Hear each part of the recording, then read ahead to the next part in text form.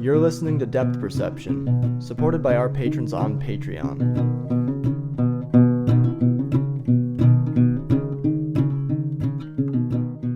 So I'm Leo. I'm Randy.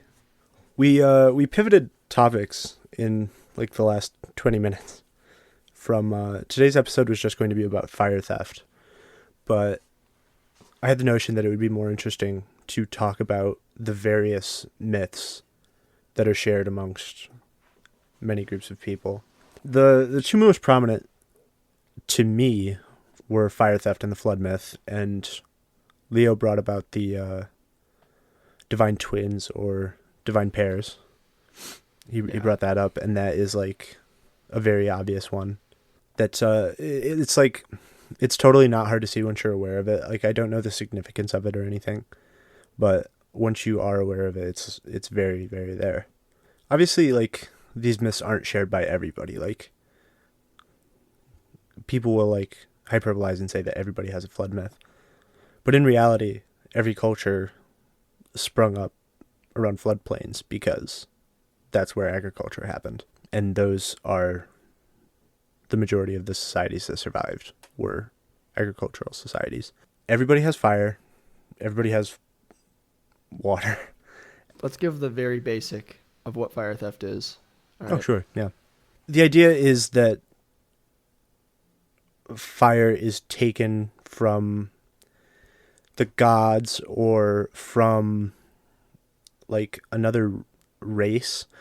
It's like any like very old myth where it explains how humans came to be in possession of a skill, right? It's the story of how humans acquired fire. The Greek story is that Prometheus stole it because he wanted to see humanity prosper and like have agency separate from the gods, or was it that he wanted to spite the gods? I think that depends on the version. It's similar to, there's another one. The Georgian myth of Amirani is really similar too. Like, and I think that there's also variants to that where it's just like it depends on the exact version and the exact region and also like the point in time that it's being told. You know what I mean? But yeah, it's something about like he was trying to, for whatever reason, spite or genuine care, better the lot of humans relative to the gods. It's a subversive action, that allows the people who are, who, despite the fact that like humans are supposed to, be fearful of hubris and like, not to see themselves as able to, worthy even of compare to the gods. Like it's subversive because of that. It's subversive because like they now have something that, despite the fact that they're mortals, like gives them some of the power of the gods. It's kind of a link. It's the Prometheus story is like more interesting because of what happens after the fire theft happens, where he's chained to Mount Olympus, everything. But the gist of it is that like people had to explain what fire is and where it came from and how we got it. And I just showed Leo a video of from PBS Eons of the history of our genus and fire. And like my theory about the and I say my theory because I barely did any research, so I don't know if anybody else has said it. But my theory, like, on what the fire theft myth is and where it comes from, is that we had to acquire fire from sources that nature created, such as bushfires and like fires that were caused by lightning and things like this. Because like, I suppose I always just assumed that like everybody back then thought lightning came from a god. That lightning was a god and that like fire was something that the god created and gave to the people. Like maybe that's me not giving very old people enough credit. Maybe it's me giving them too much credit. I don't know. I doubt that. But like, so that's what makes me think that, like, you know, it's like a proto Indo-European, like well, I don't know. Fire presumably was like we tamed fire before we made it out of Africa. Right, like a long ass time ago. Yeah. Very long. Before there was any real diaspora. Right, before anything like, for example, the modern material cultures or language families of the world, at least outside of Africa, could really be seen to probably, and I would say even within Africa, could really be seen to resemble those that exist today. The only reason I'm hesitant is not because I think Africa is somehow unique because it's like the place where people originated, but just because there's definitely there's more divergence and diversity within Africa, like between groups on average, than there is between any group in Africa, or sorry, between any two groups anywhere else in the world and each other. So, but so yeah, so it sounds like what you're saying is that your theory is that the gods basically stand in for some kind of primordial force of nature. Yeah. But like, the gist of it is that, like, I think it's just people having like that ghost of a memory. It's like everybody's afraid of snakes. Every culture everywhere is afraid of snakes, right? Because the first monkeys that came down from the trees had to worry about snakes. I shouldn't say monkeys, that's not the right word. First apes that we descended from and split off into groups after. They had to be like concerned about snakes. That's why we can see more shades of green than any other colors, because we have to be able to like see the snakes. And What about orange just snakes? like, what about orange Just change it, snakes? just ignore me. You Just can ignore definitely me. see them amongst all the green. There's no doubt about it. The essence of it is that I just think that, like, at some point, that I think it's probably been lost now, but I think at some point there was like the shared memory of the origin of our ability to control fire, to create fire, like how we first got the ball rolling because, like, you know, probably the first hominid that tried to like carry fire back from the bush to their community would have not known what to do with it. And you know, over time you learn how to tend the fire, and I think probably by the time that you figured out how to keep a fire going, that you figured out how to make fire, Yeah. like as a Right, you would culture. have needed to fall into like probably a yearly pattern in which you were at an area where like there was naturally occurring, I don't know, forest fires or something like that, um, that give you enough time to observe it to start actually thinking about creative ways to use it later and wield it. You know what I mean? Like, I don't think that people learned how to use fire from seeing the odd lightning strike. I wanted to sort of also, before I forget, give you my sort of half-baked, anthropologically dubious version of Yeah. your theory that I thought you were going to say when you told me you had one. So what I thought Randy was going to say was that he thought, because we were watching a video about various early hominins, I thought Randy was about to tell me that he thought the old gods were a different group of hominins that had already tamed fire, and like that, you know, the the fire thief was somebody who either stole it from them who was of their group and gave it to us, or somebody who was like Like the Lemurians, for maybe example. like the Yeah. Lemurian. Yeah. Right, well, I mean the archetype of the ancient superior culture, like, Yeah. I don't know, I think it's a The modern stand invention. I don't the think that it's the as human deep. culture that stands in for the gods. Right. Yeah. I think that I think it should be differentiated. Like when you say something like Ola Maria it's not the same thing as just saying like the gods. I mean, there's things like Atlantis, but what I mean is that's not exactly like a world myth. That's like a thing that crops up here and there, like in parables. You know what I mean? And then in modern times, in our like state saturated world, like we have these ideas emerging and being mapped onto the past. But and I mean, but just I was just I thought maybe, and again, I'm not an anthropologist, thank God, because I think this is probably a bad theory, but it captured my imagination for a moment. The idea that there was another group that, I mean, we wouldn't necessarily think of them as different in any particular way, other than we might think of any group that we're not directly a part of as different from us, but like that had some knowledge of fire. They don't actually even have to be genetically different or distant from us. They could have just been another group within our species at the time that like had it and we didn't, and that there was an initial theft from a group who had already mastered it, and that the archetype, the myth, actually this is turning into a less dubious theory.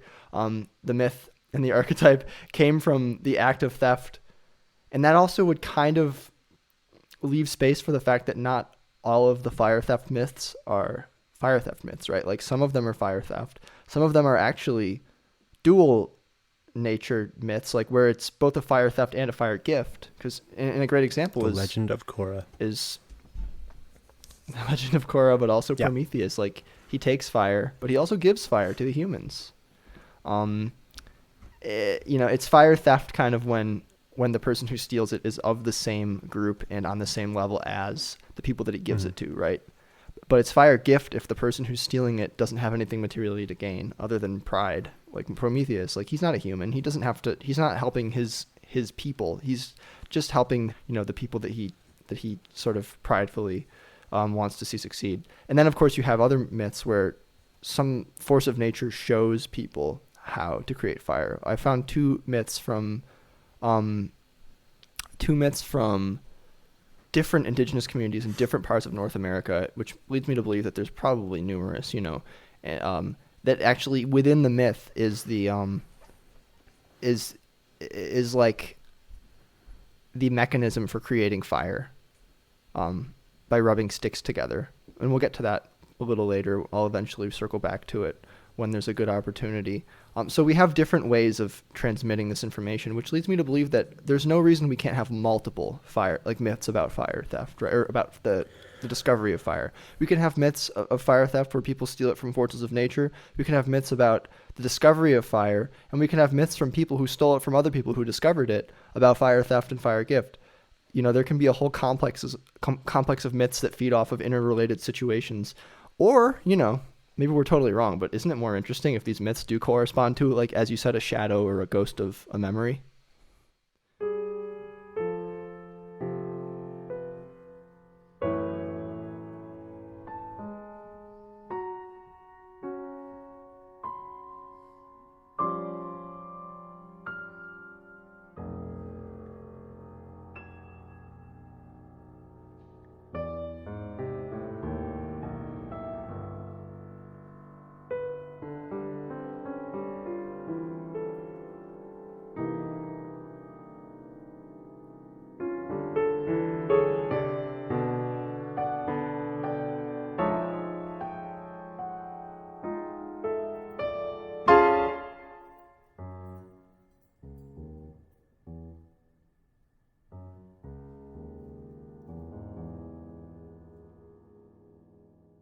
To me, it seems pretty obvious that anything that like winds up in the shared mythology comes from like probably the very first attempt at trying to explain a natural phenomena. Which is why like everybody says that everybody has a flood myth. I'm sure everybody doesn't have a flood myth. Like a story that explains how humans inherited fire. I assume that the various flood myths come from the first people that tried to explain why the flooding happened. Right? I don't think there's like... Because the thing that... I'm going to throw another name out there that I hope you don't do any research about and correct me. But like... the thing that like somebody like Graham Hancock might say is that like no, there was a flood that was actually of biblical proportions that happened everywhere, and this is why we have a flood myth. It's like, to me it's like, no, everybody lives where floods happen because that's where the food is, because Yes. water means food, I'm inclined to agree with you. right? Like it has nothing to do with there being a single flood that happened, No, which is impossible. that there's no evidence for. There's no evidence. It's not possible. Yeah, unless a bunch of comets fell into the seas all at the same time. It didn't happen. Didn't happen.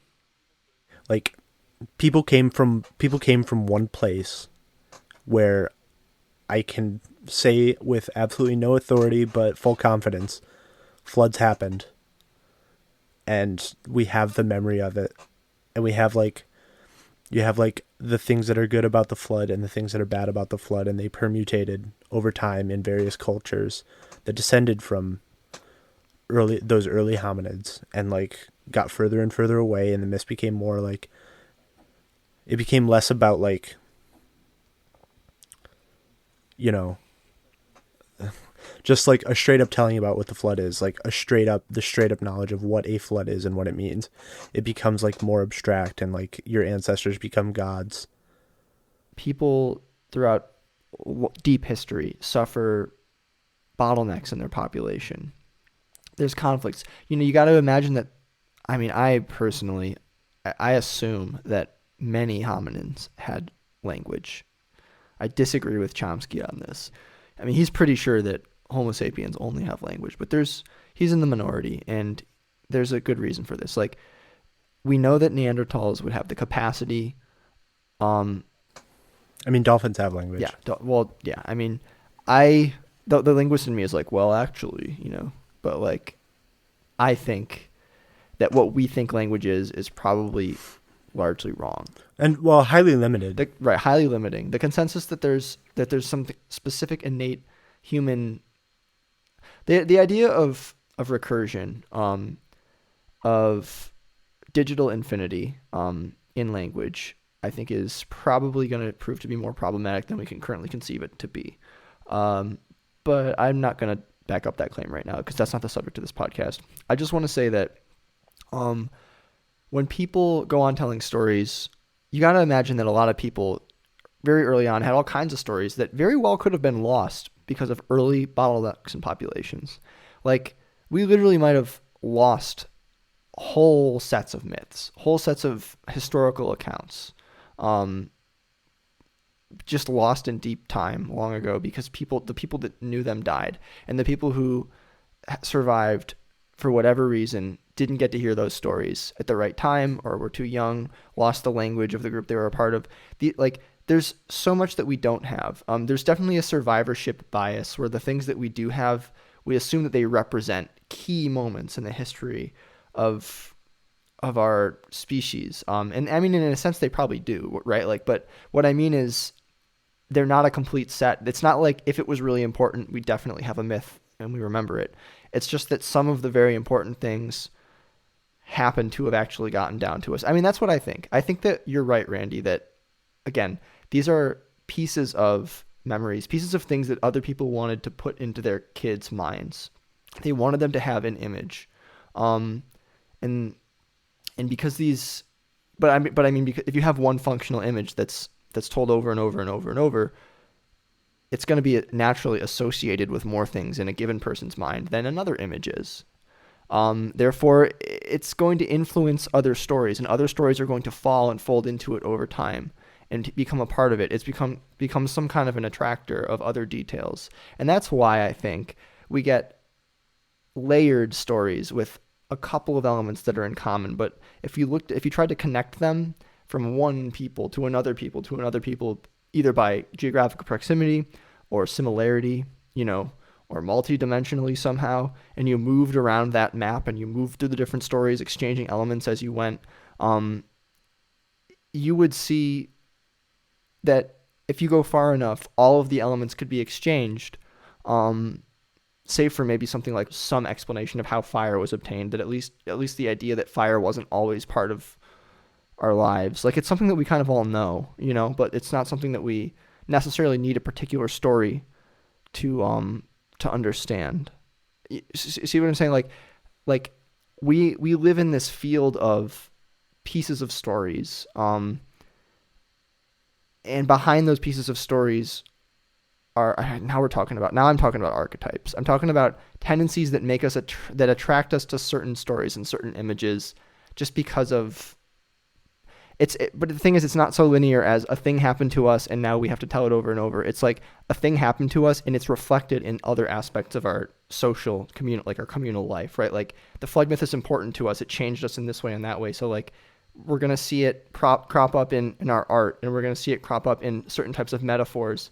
It's harder to forget because it's had such an impact on us, and because it's become tied up with Right. so many other things. It's like imprinted in genetic memory. Yes, exactly. And it's imprinted in linguistic memory, and Yeah. all of these things, like they are all really in some sense one, like events themselves echo, in many, many ways, in ways that we don't currently have vocabulary for. I think part of the reason that it's amazing is because we can talk about it and sit and think about it, and we're not going to get to the bottom of it. We might be lucky that, there'll be some development that somebody will make or some people will make that'll allow us a little bit more insight, and we might turn it over enough times that, we find a new angle on it, but we're not going to ever fully understand what it means for something to be so profoundly impactful, like on the lives of the people who experience it, that it still just echoes and just tumbles through history, refusing to fully die. Well, yeah, that's like something we can talk about briefly. Is like, do you know when it happens? Did they know, like, when it happened, that it was significant and it would be remembered forever?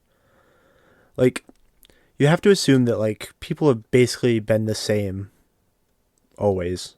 Like, I don't think like any culture can develop without like having the trademarks of like what humans are, which is like proud and vain. And myths don't evolve into like better myths. Myths don't evolve into histories, right? Like humans change in the same way.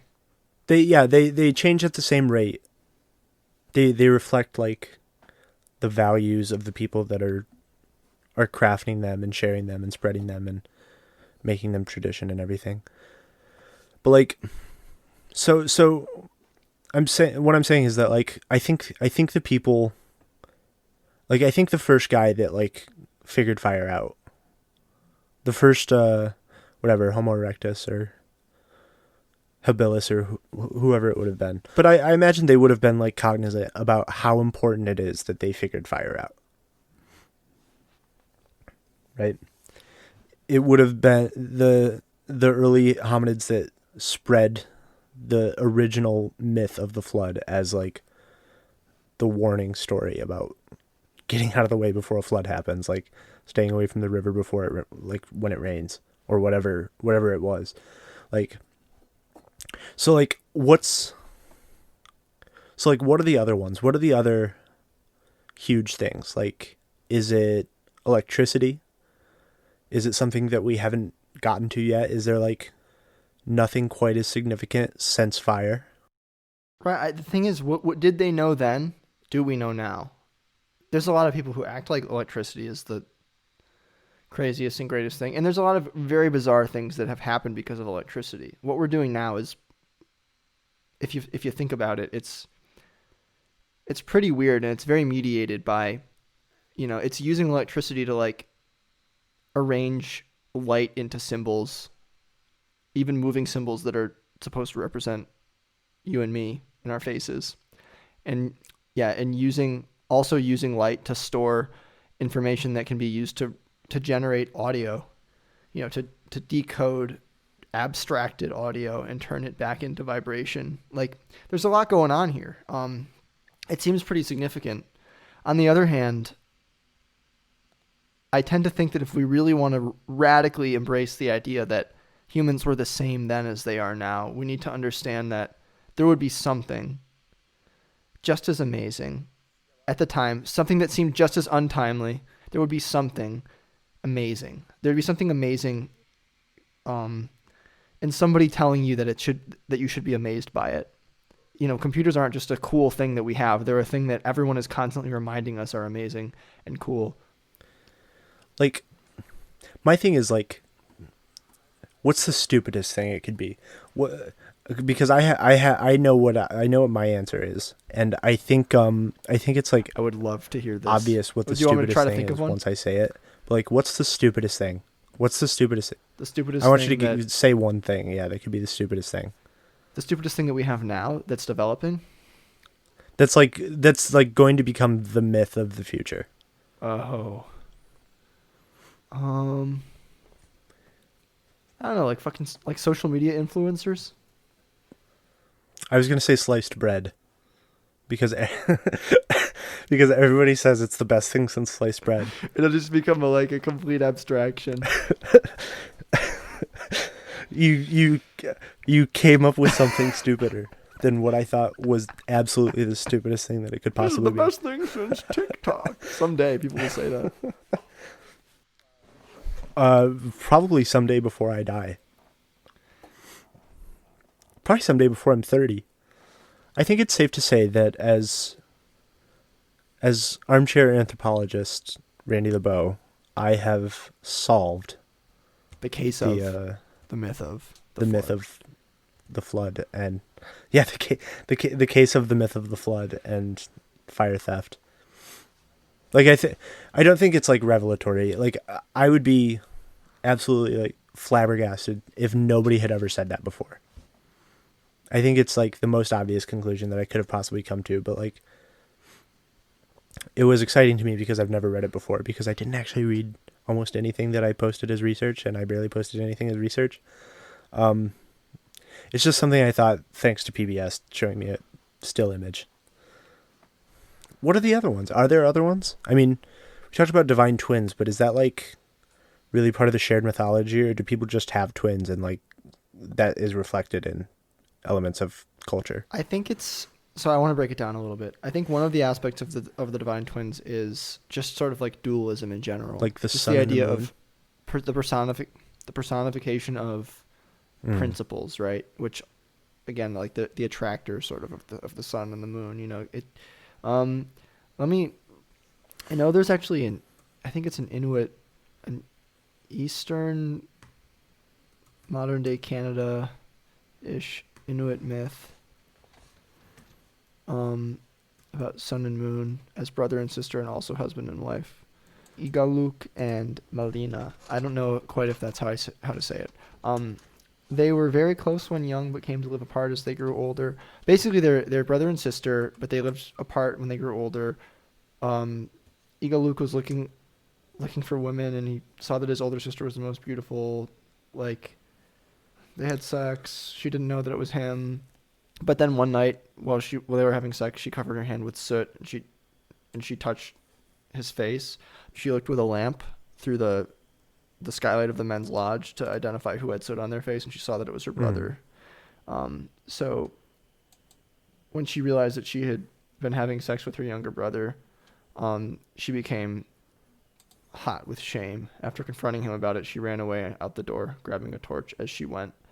Igaluk chased after her, likewise taking a torch, and followed her path. However, he tripped and dropped his torch, and the flame was put out except for a faint glow. Right?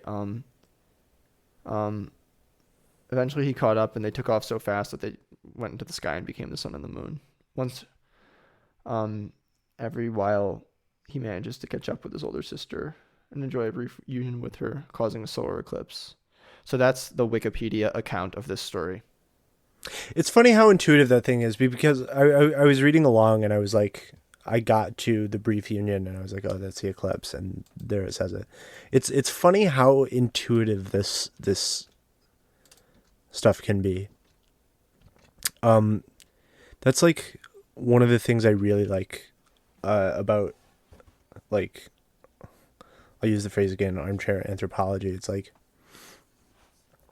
it just makes me feel like I could be a successful anthropologist if I would have just gone to school for that instead of journalism.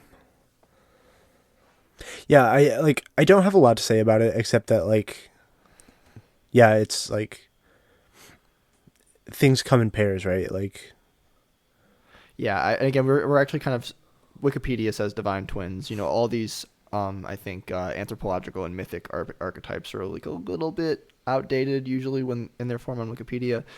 And at any rate, I was expanding it a little bit, taking some license and really talking about divine pairs so that we could include more. So Yeah. this is one example, right? Yeah, but it comes down to other things like, they're like male and female. There's like plant and Yeah. fruit. Like, Right. There usually is some kind of like very clear opposition mapped onto them, a central part of them. Mapped onto is a fun phrase that we say a lot, but like, what does it really mean? Makes it yeah. sound superficial. And maybe it is. Or, yeah. Often it's not, though, I would Like, say. sometimes it is, but like, Maps of Meaning by Jordan B. Peterson. Yeah, did you read his new book, Maps of Meaning? no, I never will. I can barely read books that I want to read. It's a joke. I think that's his first book, actually. Don't read it. If you're that Australian guy that I met that one time when I was in Ecuador and you still like Jordan Peterson. Just think about the fact that he thought he bought Bigfoot meat and he chose to eat it. Yeah, he ate Bigfoot meat. Well, he ate human meat. Well, he didn't Bigfoot literally, meat. yeah. No, he literally. He is in the same way that he literally thought he bought Bigfoot meat, but was actually eating human meat. He also literally ate Bigfoot meat. Well, that's a nice pivot to a question that doesn't have anything to do with the topic tonight, but that I try to make sure that I ask everybody who has an opinion that I think is good. Where's this going? Generally, what's the closest thing to a human that you would eat? Closest thing to a human? Yeah. Tarantula. So you wouldn't eat a monkey. No, I start to slow down in the arthropods when we're coming up the tree of life. Well, I don't know what that word means, but we'll pretend. We can just pretend that I do. Just like you got your insects, your arachnids. Okay. You know? I wouldn't call them particularly close to humans. Well, exactly. Like you're starting up the trunk, right? Plants, that's okay. Go in there. But I would say there are things that I would eat that are further from human than bug. Yeah, well, yeah, exactly. Plants. I'm talking as close as I get. I eat everything on the tree of life up to tarantula. But any arthropods that are I'm just surprised. I thought you would have said that you would eat monkeys. No, at the point in the family tree where things start to split off, like where tarantulas come off of whatever branch they're on. Like wherever that is on the tree, yeah. Some of the other clades that come off there, like that are related to tarantulas, like certain other spiders, it's like iffy. And then like, because I wouldn't eat a bug. Some insects, some insects I would eat, but again, I would, arthropods, it's iffy. Cephalopods, it's a no-go. I meant really just no mammals at all if it's not clear, except for naked mole rats, which are actually more closely related to tarantulas than to any mammal. So no mammal. You would never eat a mammal. Except for naked mole rats, which somehow are actually like cousins of tarantulas. So I get the feeling that you're not taking this question very seriously. I'm engaging in bad faith. Yeah. Classic. Anyways, well, the reason I ask is because I would probably eat a monkey in the right context. I would never eat under any circumstances. They're too close. The only reason I asked is because I was thinking, would I eat it, if I knew for a fact that it was Bigfoot meat, would I eat it? And the answer was no, it's too close to a human. Okay. Yeah. Yeah, I think I would assume that Bigfoot would be too close to a human for me too, because I don't think I would eat chimpanzee. But like Bigfoot would have to be closer than chimpanzee. As the whole world knows, I eat a peanut butter and jelly sandwich once every week. Yeah, it's famous. Yeah, world famous. It's what I'm known for. I had to read USA Today to find that out. Randy wouldn't just tell me. No, yeah, I had an interview with what's his name? Robert Frost. Oh yeah. Jack Frost. Robert Frost Nixon, yeah. I've taken to having my peanut butter and jelly sandwiches after the podcast as a celebration of a job well done, at least on my part. I don't know how you celebrate. I eat rice in a sensory deprivation chamber.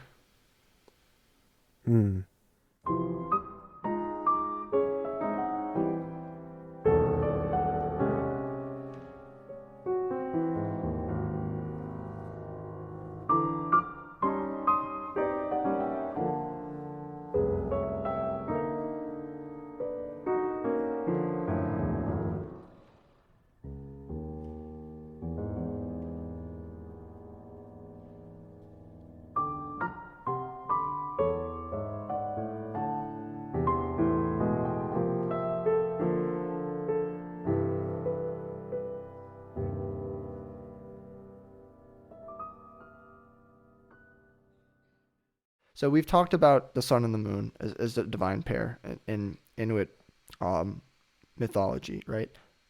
We also have Prometheus and Epimetheus. They're brothers. Their names, I did not learn this, but it's really cool, and I wish I had when I first learned about them. Well, I think you said it was before thought and afterthought. Exactly, forethought and Right. afterthought. I didn't even know that Prometheus meant forethought because I never learned about afterthought. I never learned about Epimetheus. Like, it's part of a cooler, older myth that honestly, like, it's kind of it's a symbol. Like, they're like they're principles of, I don't know, something of creation. I don't know exactly. I'm not, but like they're these like old gods or titans, right? That are kind of demoted gods because there's other layers of mythology on top of them. So like they're kind of fallen in a way, but they're also helpful to humans in a way. They're sympathetic to humans. Prometheus is smart and cautious. Epimetheus is, well, not smart, but he's reckless, and he's impulsive. He's more of an id kind of character. Um, in a lot of versions of the story, it's actually Epimetheus who urges Prometheus to, I can't remember, get involved with Pandora to the extent that she's allowed to open the box. Like somehow he has, I should have researched this, but like Epimetheus is like it gets folded all into Prometheus. Like he's just like this person who's conflicted, who sometimes does things that are helpful to humans and sometimes just is spacey. But like actually, it's two characters, right? Um, did you have any thoughts about that? No, I was just gonna say that I was able to do like the backyard etymology by like, okay, I know the word prologue and I know the word epilogue and I know where they come in the book, and I never got further than figuring out what Metheus means. Right. It's related to the word mind, but I don't exactly know like how, like what the exact connotation is, but something about thought, forward thinking. Foresight and hindsight is another one that they've been translated as. Now, the reason I Oh, like foresight and hindsight, right? So yeah.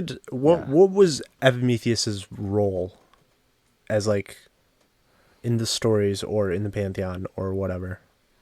Um so Epimetheus is the one who Are they like counterparts? I guess is what I'm asking. they are counterparts. That's why So they're a like divine pair. so I like mean, they're kind of a fallen divine pair. Again, like we know them only in the context of Greek myths that were overwritten on top of them, right? They might be pre-Greek. They might be deities from before there were right, even but like Greeks in the region. if it's forethought and afterthought, right? Like Yeah. doesn't that kind of describe like if they are like actually opposites or something like opposites, like isn't it a comment on how like Prometheus was sharp enough to like see what humans would be capable of and Epimetheus wasn't? Like humans were a forethought for Prometheus and an afterthought for Epimetheus. They shouldn't be understood. It's the point really is that they shouldn't be understood in the context of human development. They should be understood around human development as pre-existing humans, I think. Because again, I think Prometheus created humans. Here Oh, we really? go. Actually, I have a great, really short summary. Right, let me just read it out. Epimetheus was one of the Titans. He was the brother of Prometheus, Atlas, and Menetius. His name is derived from the Greek word meaning afterthought, which is the antonym of his brother's name, Prometheus, meaning forethought. And in this context, Epimetheus appears as a foolish character while Prometheus was the clever one. Prometheus and Epimetheus were told to distribute characteristics to the newly created animals. Epimetheus started giving a positive trait to every animal, but lacking foresight, he realized that he had distributed all traits without having any left to give man. So Prometheus gave mankind the civilizing arts and fire. Epimetheus received Pandora as a gift from the gods, a human created by the gods specifically to punish the humans. So they gave it to the guy who was foolish, the gift. Why did They gave her. why did they give something to punish the only people he forgot to give good characteristics to? I know. Well, they were mad. Prometheus helped the humans. The Greek gods were a shitty bunch anyway. It's really a tale of like one side gives too much, the other side has to make up for it, or by taking something from somebody else, and then the people who are taken from have to get even. So they give something to the person who fucked up in the beginning so that he'll fuck up the people that benefited from the thing that was taken from them. It's very, very interesting. It's a cool little web, so yeah, Epimetheus gets Pandora, not Prometheus. The marriage of Epimetheus and Pandora is not explicit in any source, but only implied from their union. Pyrrha, their daughter, was born. Pandora was given a jar which contained all evils of humanity. Curious to see what was inside, she opened it and all evils were released into the world. Yeah, so there's weird versions where they leave out Epimetheus, but really, Epimetheus is key to making this story make sense. I was planning on drawing Prometheus and Epimetheus in with the one version of the Haudenosaunee creation story that involves brothers who are very similar. Listen, I'm not Haudenosaunee. I'm probably going to get this a little bit wrong. There's also numerous versions of this from each of the 6 nations, and also they vary in length and detail, and I've only read a few of them. I'm only going to be using English translations of things. So Sky Woman's daughter gives birth to 2 sons, right? The firstborn is Sapling, or Creator. The other one is Flint. Flint is born out of her armpit and kills her as he comes out. When Sky Woman comes up and is like, my daughter is dead. What happened? Flint immediately blames Creator for killing their mother when he's born. So they are a pair of divine twins. In one version, I heard them explicitly referred to as foresight and hindsight. Not in the same way like that's what they are, but those were their attributes, right? Parallel to the Greek story, they're making the animals and the creatures of the world, right? I don't remember all the details who makes what, but I know that Flint makes most of the nocturnal animals, and Sapling makes most of the diurnal animals, and also because of the lie that Flint tells to Sky Woman when he's born, she favors him, but he is the one who he's the after thinking one. He's the hindsight one. He doesn't he most of the things that he creates have something in them that makes them incomplete or gives some trouble a lot of the time to people. And also, like, they collaborated on a lot of things, but when Sapling would create something, Flint would do something to it that would make it imperfect in some way. So they're not good and evil. Similar to Prometheus and Epimetheus, they have different approaches to like creation, and through the lens of just humankind, as creative forces in nature, in the making of the world, like Flint tends to create things that are troublesome to man. So there's a very similar dynamic there. And I wanted to pose to you, like, do you think there's any value in saying like, okay, let's go and look for every story that has 2 brothers who have to collaborate in creating the world, one of whom is more forward thinking, one of whom is more foolish and reckless? Do you think there's any reason to go and look for those and try to establish some kind of ghost of a memory, from that? Is this different or fundamentally from the flood myth, or is it in some way related? And if it is different, how is it different? It's one of those things that like it kind of depends, right? Like the closer that you get to solving them, the further away you get from the memory of it, right?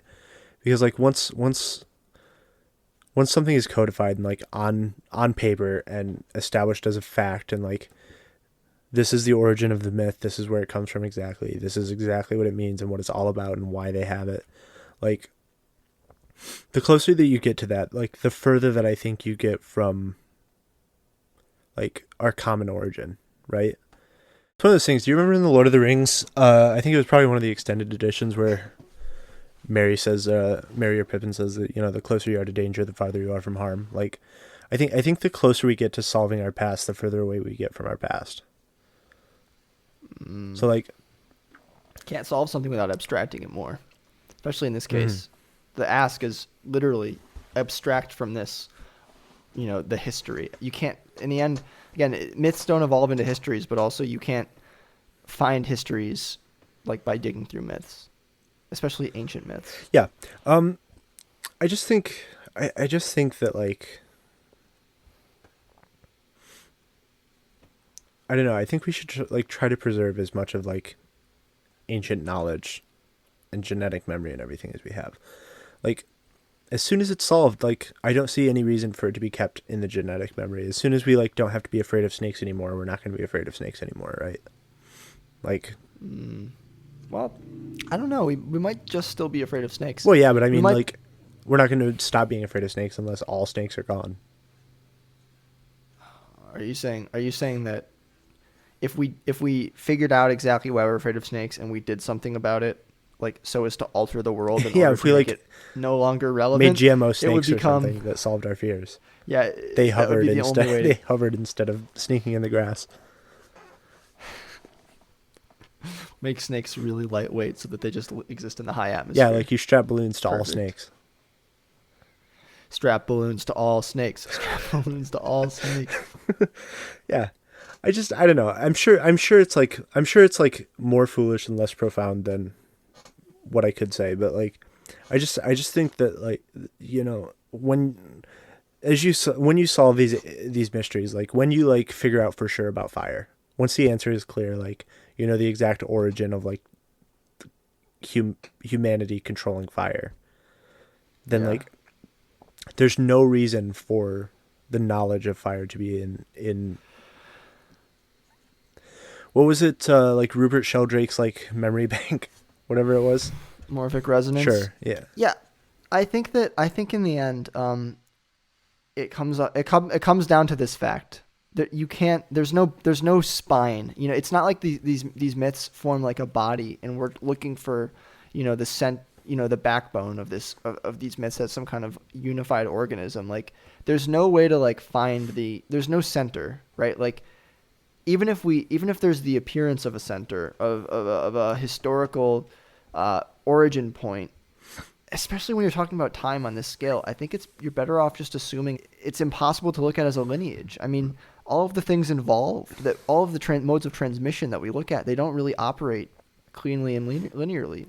Language, yeah, it evolves genetically, but it also diffuses over boundaries in all kinds of very messy, socially determined ways. Like, so do mythic tropes. So do all of these things. Like, things just get too mixed up. The world is just too complex. It's too fluid. It's not digital. You can't just reverse the steps in the game or whatever the procedure. I don't think we ever will.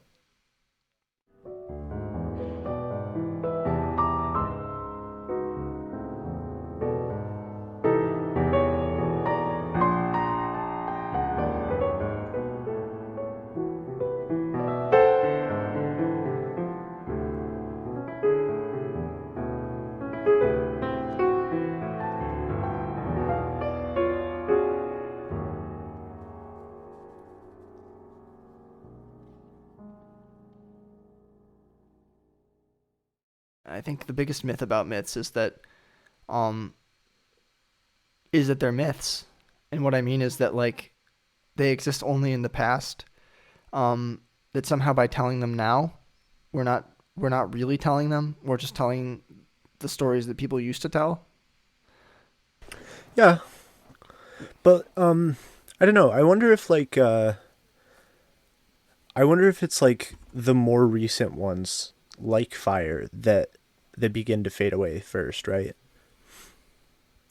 Like in the canon of all people, I think fire theft. Like I think like fire is becoming less of it something that people care about, right? I've thought about this too, Randy. The more recent ones fading away first, and let me give you an example that I think that really strengthens what you're saying. Um, and I'm not the first person to think this. I kind of at one You're the point first person on the I podcast. thought that it was. That's right. At one point, I thought this was an original thought. I mean, not that I thought that no one ever had, but I then realized that it basically is encoded in a lot of major religions. What if, what if the creation of the world? I mean, who doesn't have a creation myth? That's maybe truly the biggest universal. Yeah. What if the creation of the world is what's the most significant event in human history?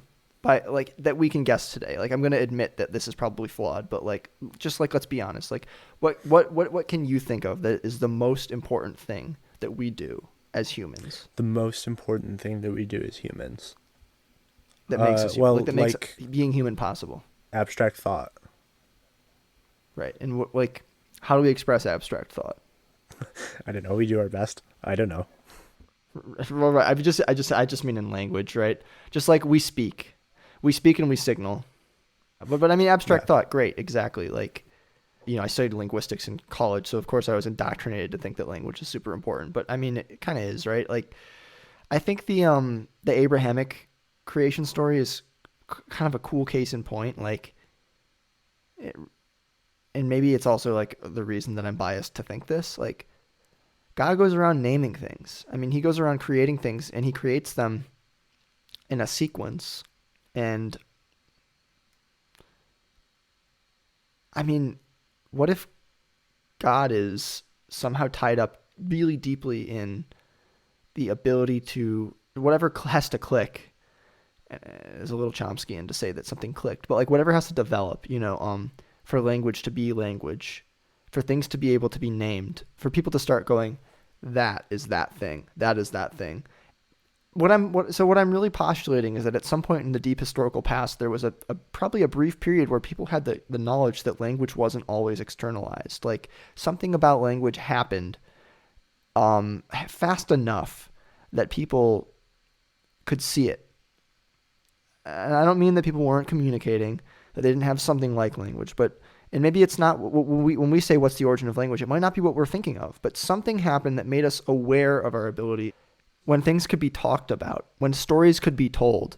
Maybe I think maybe the most foundational archetypal story, the most universal story, which it seems like it's turning into a little bit of a search for that, is the story of creation. And maybe the story of creation is the story of people's ability to tell stories themselves.